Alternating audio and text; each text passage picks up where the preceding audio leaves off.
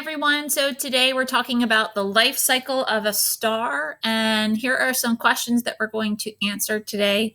How does a star form? What limits a star's lifespan? And what happens to a star when it runs out of fuel? So let's look at our warm-up, our anticipation guide here, and we have 3 questions today that we're going to discuss. And I want you to think if you think they're true or false and why. So the first one is that all stars live long lives. A black hole is the beginning part of a star's life cycle. And scientists classify stars based on temperature and size. So make sure that you pause the video and take a moment to figure out whether you think those are true or false and explain why. So one caveat for this lesson is that it can be a little bit challenging to visualize for some people, depending on how you best learn. To be able to visualize this as one slide at a time, it's a little bit, it makes a little bit more sense for some people to see it on a diagram altogether. So I am going to upload a diagram of the life cycle of a star for you all, so you can see it as a whole. But right now we're going to break it down into parts. And there are a couple different, what I call pathways for a star. And you have a low mass star and a medium sized star, like our star. They follow the same pathway.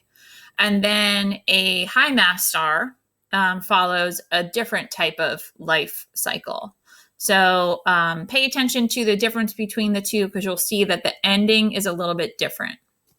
So for all stars, though, the beginning is the same, and they are born, they go through their life cycle, and they die. And the first stage in a star's life cycle is called a nebula. And you can think about a nebula as like a little nursery for a baby star. A nebula is basically a cloud of dust and gas, and it spreads out in a huge area. And gravity can pull some of the dust and gas in a nebula together. And as it starts to spin, it becomes denser and denser, and it becomes what's known as a protostar. And this is basically the earliest stage of the actual star itself. A star is born when the nebula contracts and the gas and dust become so dense that nuclear fusion starts. And nuclear fusion is what powers stars. So technically that's the beginning of the star.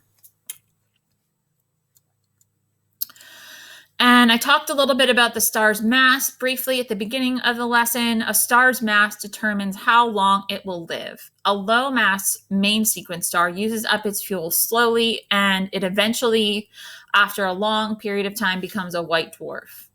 Small mass stars have much longer lives than high mass stars. A low mass star like the sun takes billions of years to use up the nuclear fuel located inside the star. And just as a reminder, nuclear fusion is taking 2 hydrogen atoms and fusing them together to form an atom of helium. When that energy is released, that is nuclear fusion. The next phase in a star's life cycle, a low mass star, after it's gone through its main sequence, is that as the star runs out of fuel, the outer layer expands and it becomes what's known as a red giant. Then it turns into what's called a planetary nebula, which is like a cloud of dust and gas.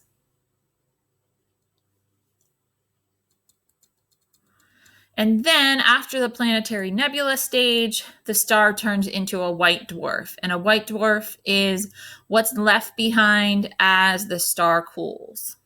So that is the pathway for a low to medium mass star.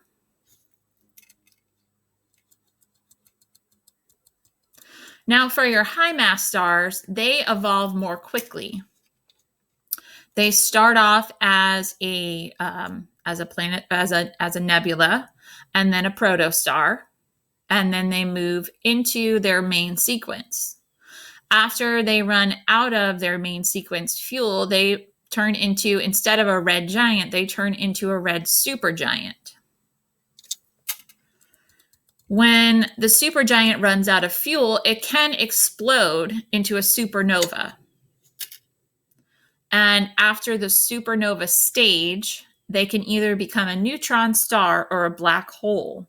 So only the most high mass stars become a black hole. So let's look at the difference between a neutron star and a black hole. So after a supergiant explodes, some of the material left from the star forms a neutron star, and they are the remains of the high mass star. They are smaller and denser than white dwarfs. So similar to a white dwarf, but smaller and denser.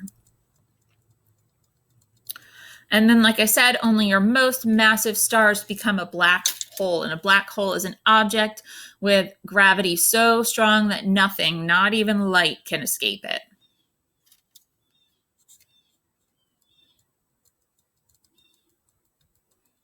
Okay, so here we go. You guys know the drill by now, I think. It's time for a quick quiz. We're going to number 1 through 5.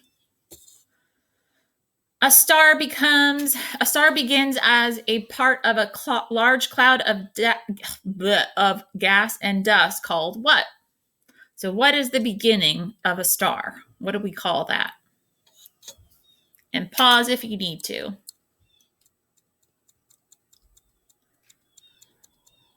And that is called a nebula. Nebula is a cloud of dust and gas. And I told you to think about it as like a nursery. Number 2, the beginning stage of a star's life cycle is known as what? What is the beginning stage?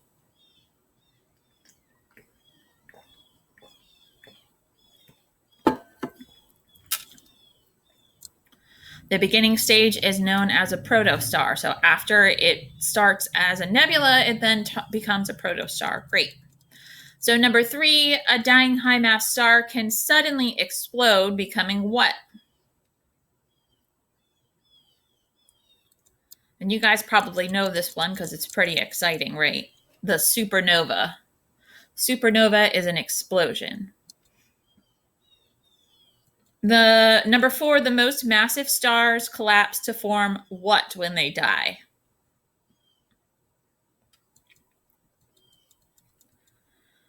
You can pause if you need to or go back in the notes. And the answer is a black hole.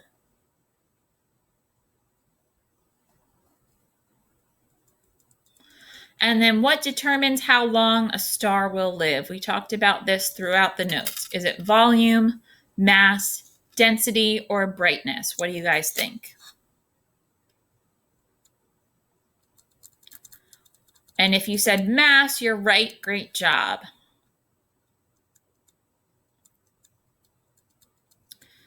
Okay, so let's go back to our anticipation guide, our warm-up questions. The first question said, all stars live long lives. Explain.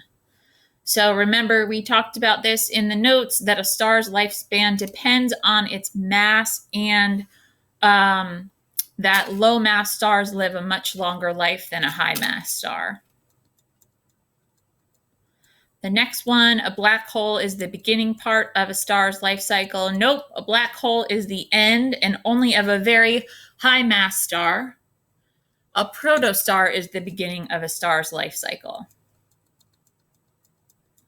And then for the last one, scientists classify stars based on temperature and size. And that is true. Stars are grouped based on these 2 characteristics.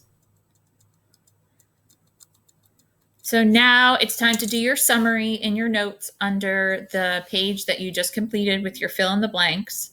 And you can use the essential questions from the beginning of our notes. How does a star form? What limits a star's lifespan? And what happens to a star when it runs out of fuel?